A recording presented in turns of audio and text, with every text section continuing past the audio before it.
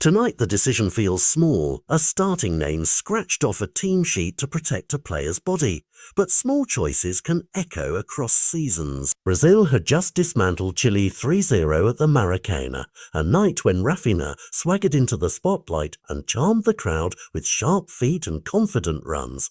Now, with altitude and fixture congestion looming, coach Carlo Ancelotti has moved to rest that Barcelona winger for the trip to Bolivia. From Barcelona's vantage, the news lands like a relief. Their winger, who logged heavy minutes before the break and left the Chile match only late in the game, will be spared the strain of 4,000 metres and searing Bolivian air. Ex-club staff had flagged his workload across recent matches, and inside contacts say the club pushed for a cautious approach, pressure that helped shape the decision. Yet relief is never a tidy emotion. It comes threaded with question. Rotation is a legitimate tool, but when it's doled out unevenly, it becomes a narrative about favours, parity, and the invisible ledger that sits between federation and elite clubs. Into that vacuum steps Sigh, a player whose name many will be meeting for the first time in this context. The Flamingo forward arrives not as consolation, but as an audition.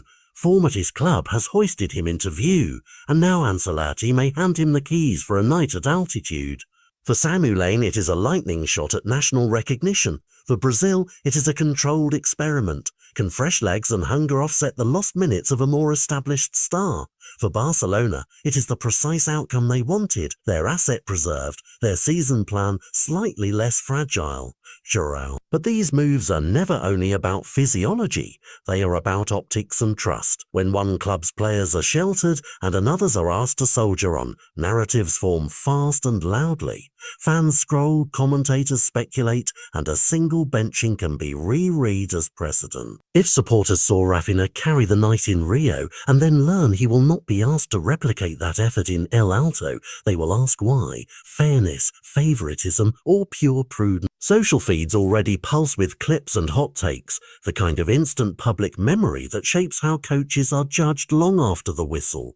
The federation must navigate not only performance, but perception. On the field, the tactical calculus is pragmatic. Altitude saps legs, travel frays readiness, and a player coming off heavy minutes carries both fatigue and injury risk. Sig's profile is different. Younger legs, a different style, and the kind of unpredictability that can unsettle tired opponents. Ancelotti can protect the team's pillars while still fielding a dangerous front line, but the gamble is simple. The audition has stakes beyond one result. If a newcomer shines, club scouts and transfer whispers will follow. If the experiment fails, criticism will land on selection choices rather than weather or scheduling. Behind the scenes, Barcelona will watch the minutes, the contacts, and the recovery plan. Their priority is straightforward. Keep their top attacker fit for the grueling weeks of domestic and European fixtures ahead. Yet clubs also know the long currency of goodwill. Ask too often and federations may owe you nothing. Demand too loudly and you risk the public framing of a player being protected or pampered. The balance is brittle and negotiable on a match-by-match basis. So tonight the headlines read like a simple rest, but beneath them is a story about power, timing and consequence. A benching becomes a symbol of medical caution, of club lobbying, of a coach's rotation. First philosophy as he builds toward 2026. Watch how Sigh answers his call and how Barcelona manage their stars low. The immediate fear, an injury avoided, is only the first chapter. The fuller drama will play out in conversations, selections, and shifts of trust that follow every international window from here on.